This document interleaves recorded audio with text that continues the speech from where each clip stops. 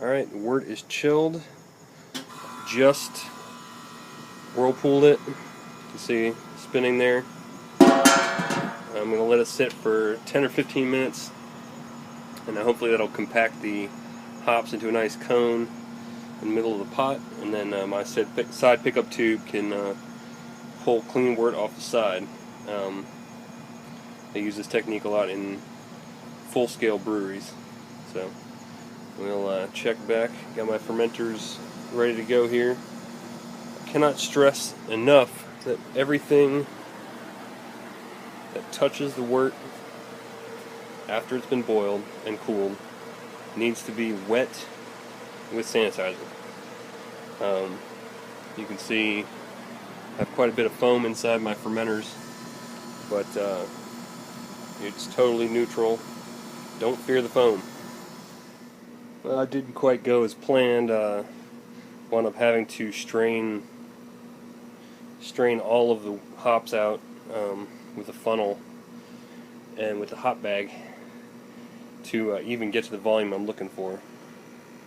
But I do have good volume, which is great because I'm going to be dry hopping each of these with 3 ounces, so I may even net less than 4.5 gallons per. Definitely wanted to leave enough headroom just in case the firm cap didn't work too well. As of right now, I'm using an aquarium pump with a diffusion stone to aerate, and then I will talk to you about yeast. About to switch this over to the other one. I'm now aerating the second batch. It's been going for about 10 minutes. It should be plenty. Just another note on the aeration. I have a inline HEPA filter there. That's I believe is 2 microns, so that means nothing can get through that we don't want in our beer. It's not pure oxygen. Pure oxygen would be better, but this is the cheaper route, and that's what I use. On to my starters. A couple days ago I made 2 liters of each 1272 American Ale 2 and 1450 Denny's Favorite. So essentially I'm making 2 different beers. The yeast is what gives the beer a lot of its flavor. So you can see it's probably about a 1040 starter, and this morning they were pretty much wrapped up, so I threw them in the fridge, and it's compacted down there, and I will be decanting the liquid off the top. It's just a fancy way of saying I'll pour off the liquid, and then I'll swirl up the yeast cake and pitch it into these 2 batches.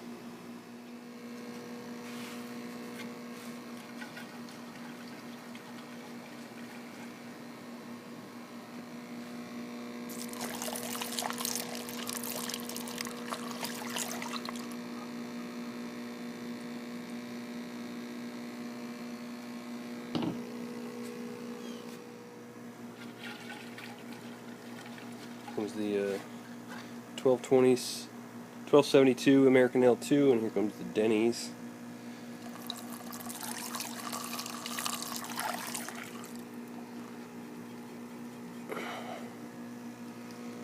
Those are some healthy pitches.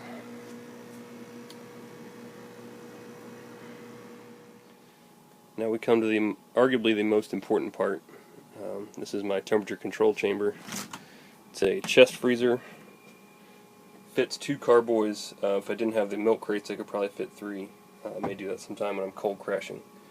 But I have the Denny's Favorite on the left here, and the American Ale 2 on the right. I'm going to be monitoring with the American Ale 2. The temp probe is taped to the side of that particular carboy at liquid level. And it's all inside a chest freezer, which is being controlled by this temperature controller that I wired up. It's set for 68. I may set it at 67 just because there's a 1 degree differential. And if I wanted to sit at 68, I have to set it at 67. But it should work well. I'll monitor the temperature inside the chamber. Probably will drop pretty drastically. It takes a while for the air temperature to affect the liquid temperature. And one of the important things to remember is that at high Kreuzen, your liquid could be 3 or 4 degrees warmer than your air temperature. So, if you have it sitting at 70 degrees, it may not necessarily be 70 degrees inside the fermenter. That about does it. Thanks for watching, and happy brewing. Cheers.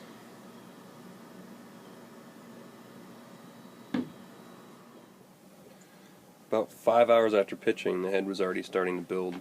The Kreuzen was already rising, so I went ahead and replaced the airlocks with blow-off tubes.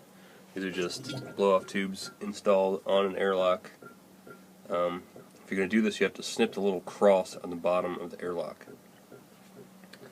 But things are pretty vigorous right now. I just have a gallon jug of sanitizer attached to each one of these, and you can see foam is kind of blowing off like crazy.